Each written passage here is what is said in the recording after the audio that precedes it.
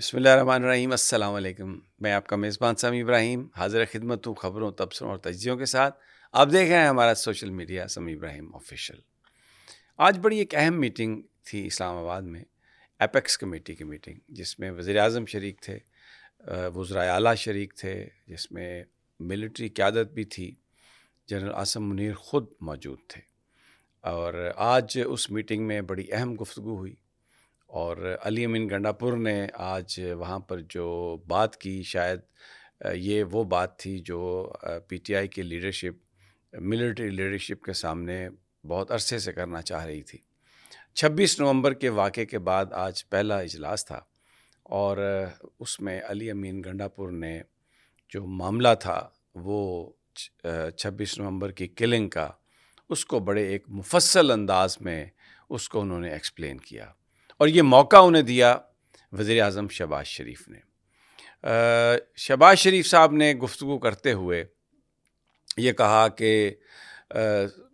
16 نومبر کو یہاں پر 6 مگوئیاں ہو رہی ہیں، 26 نومبر کے حوالے سے 6 مگوئیاں ہو رہی ہیں کہ اسلام آباد میں گولیاں ماری گئیں لوگوں کو، اور بہت سارے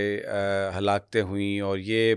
ایک ایسی بات ہے جس کا حقیقت سے کوئی تعلق نہیں ہے، اور یہ بس کیا سرائیاں کی جا رہی ہیں، اور ایسا نہیں ہونا چاہیے۔ اس موقع پر علی امین گنڈاپور نے مبینہ طور پر بتایا یہ جاتا ہے کہ انہوں نے اس میں جواب دیا، اور انہوں نے کہا کہ وزیر اعظم صاحب، معاملہ ایسے نہیں ہے جیسے آپ بیان کر رہے ہیں۔ ہمارے 13 جو ورکرز ہیں ان کی شہادت کنفرم ہے، اور اس وقت تقریباً 40-45 لوگ ایسے ہیں جو مسنگ ہیں، اور ہمیں یہ خدشہ ہے، ہمیں یہ ڈر ہے کہ کہیں وہ بھی شہداء میں شامل نہ ہوں، ان کی بھی جو میتیں ہیں، ان کی جو باڈیز ہیں، ان کو کہیں کسی دوسری طرف نہ ڈال دیا ہو۔ اور ہم یہ سمجھتے ہیں کہ اگر آپ کہتے ہیں کہ یہ جھوٹ ہے یا یہ معاملہ ٹھیک نہیں ہے، تو ہم سمجھتے ہیں کہ اس کے لیے آپ کمیشن بٹھا دیں، اور کمیشن اس کی تحقیقات کر لے، اس کو دیکھ لے، تو سچ کا سچ اور جھوٹ کا جھوٹ، دودھ کا دودھ، پانی کا پانی سامنے ہو جائے گا۔ لیکن اتنے اس فورم پر یہ کہنا کہ وہ ایک اسپیکولیشن ہے، وہ 6 مگوئیاں ہو رہی ہیں، یہ انتہائی نامناسب بات ہے، اور یہ غلط بات ہے۔ اب یہ سب باتیں انہوں نے آرمی چیف کے سامنے کہیں۔ اس وقت دوسری ملٹری قیادت بھی موجود تھی، اسحاق ڈار صاحب بھی اس اجلاس میں موجود تھے، کیونکہ وہ ڈپٹی نائب وزیر اعظم ہیں اور وزیر خارجہ بھی ہیں۔ لیکن اس کے ساتھ ساتھ اسحاق ڈار صاحب وہ جو مذاکراتی ٹیم ہے حکومت کی، اس کا بھی حصہ ہیں، جو پی ٹی آئی کی مذاکراتی ٹیم کے ساتھ بات چیت کر رہی ہے، اور علی امین گنڈاپور جو ہیں وہ پی ٹی آئی کی مذاکراتی ٹیم میں بھی ہیں۔ تو اس موقع پر جب گفتگو تھوڑی سی ہارش ہوئی، اور علی امین گنڈاپور نے جو سارے حقائق جو ہیں وہ پیش کیے، تو اسحاق ڈار صاحب نے اس صورتحال سے نکلنے کے لیے یہ کہا کہ کیونکہ ہم مذاکرات کر رہے ہیں، اور وہاں پر یہ جو جوڈیشل کمیشن کی بات جو ہے وہ آ چکی ہے،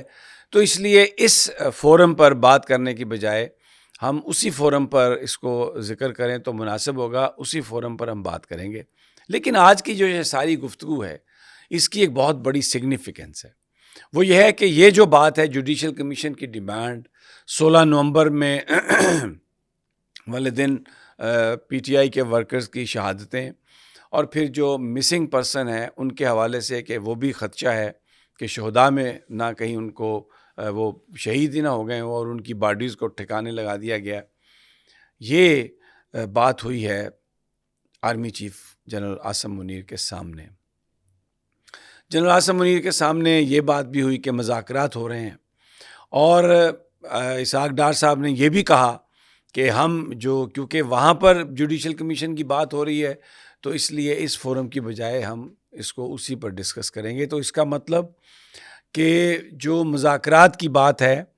جو خوش آئند جو کہا تھا D G I S P R نے، آج آرمی چیف نے اس پر کوئی بات نہیں کی، تو اس کا مطلب یہ ہوا کہ ایک خاموش انڈورسمنٹ جو ہے وہ پاکستان فوج کے سربراہ جنرل عاصم منیر نے بھی دی۔ اب سوال یہ ہے کہ یہ شہباز شریف صاحب نے یہ گفتگو کیوں کی؟ شہباز شریف صاحب نے اس کی ایک اور میں نے اپنے پچھلے ویلاگ میں بھی ذکر کیا کہ عظمہ بخاری صاحبہ نے لاہور میں گفتگو کرتے ہوئے یہ کہا کہ جو فوجی عدالتوں کی سزائیں معاف ہوئی ہیں یہ ایسا نہیں ہونا چاہیے، نہیں ہونا چاہیے تھا، اور جو باقی ہیں لوگ ان کی سزائیں معاف نہیں ہونی چاہیے، کیونکہ اگر ایسا ہو گیا تو پھر 9 مئی والے واقعات بار بار ہو سکتے ہیں، اور یہ جو بلوائی ہیں ان کو روکنا بہت مشکل ہوگا۔ تو شہباز شریف صاحب نے بھی اسی طرح بات کی کہ جھوٹ بولا جا رہا ہے، جو لوگ اسلام آباد میں جو شہید ہوئے کیونکہ وہاں پر آرمی چیف بھی بیٹھے تھے، لیکن شاید انہیں اس بات کا اندازہ نہیں تھا کہ علی امین گنڈاپور اس طریقے سے بات کریں گے۔ اور آج میں بہت جو تنقید کرتا رہا ہوں علی امین پر، ان کی جو گفتگو ہے وہ میں بیان کرتا رہا ہوں کہ ان کی ریکنسیلیٹری ٹون رہی ہے، عمران خان صاحب ان سے خفا رہے ہیں، اور وہ بہت ساری چیزیں علی امین نے ویسے نہیں کی جیسے ان سے توقع کی جا رہی تھی، لیکن آج علی امین گنڈاپور نے جو گفتگو کی ہے ایپیکس کمیٹی کی میٹنگ میں، وہ بالکل انہوں نے کسی طرح کا بھی دباؤ قبول نہ کرتے ہوئے یہ بات کہی آرمی چیف کے سامنے، جوڈیشل کمیشن کی بات کی، اسلام آباد میں شہادتوں کی بات کی، اور اپنے جو لوگ مسنگ ہیں ان کی بات کی، اور کھل کر یہ کہا کہ ایسا ہونا چاہیے تھا۔ اگر حکومت کو کوئی سمجھتی ہے، حکومت کو کوئی شکوک و شبہات ہیں، تو آپ سپریم کورٹ کے جج کو بٹھائیں اور اس کا فیصلہ کر لیں۔ اور پھر اس کے بعد علی امین نے یہ بات کہی، میڈیا کو بھی یہ بات کہی کہ شہباز شریف صاحب کو اس فورم پر یہ بات نہیں کرنی چاہیے تھی اس طرح سے۔ اگر وہ اس طرح سے وہ بات کریں تو میرے لیے بڑا مشکل تھا کہ میں وہاں پہ خاموش رہتا، تو مجھے ہر حالت میں اس کو رسپونڈ کرنا تھا، کیونکہ اس کا تعلق پاکستان تحریک انصاف کے شہداء سے ہے، پاکستان تحریک انصاف کے جو مسنگ پرسن ہے، جن کو خدشہ ہے کہ ان کو شہید کر دیا گیا، ان سے ہے، اور اس وقت پورے ملک میں یہی ڈیمانڈ ہے، تو اس لیے یہ ممکن نہیں تھا کہ میں اس معاملے پر خاموش رہتا۔ تو ایسا لگتا ہے کہ جو نروسنس اس وقت حکمران جماعت پر طاری ہے، اس کا ہم نے مظاہرہ دیکھا عظمہ بخاری کی طرف سے بھی، انہوں نے جو تنقید کی، ظاہر ہے وہ اپنے طور پر تو اتنی بڑی بات نہیں کر سکتی، ان سے کہا گیا ہوگا، مریم نواز نے کہا ہوگا، پرویز رشید نے کہا ہوگا، عرفان صدیقی صاحب نے کہا ہوگا، نواز شریف صاحب نے کہا ہوگا، اور انہوں نے وہ پریس کانفرنس کر دی۔ تو ادھر جو شہباز شریف صاحب نے بھی بات کی، تو مجھے نہیں پتا ان کو کس نے کہا ہوگا، لیکن انہوں نے ایک لوز ڈیلیوری کرائی آرمی چیف کے سامنے، ملٹری قیادت کے سامنے، جو 26 نومبر کی جو شہادتیں تھیں اس کو جب جھٹلایا، تو علی امین نے جوڈیشل کمیشن کا بھی مطالبہ کر دیا اور کہا کہ یہ ایک ایسی چیز ہے جس کو پی ٹی آئی کبھی بھی گیو اپ نہیں کرے گی۔ تو یہ بڑی امپورٹنٹ ڈیولپمنٹ ہے۔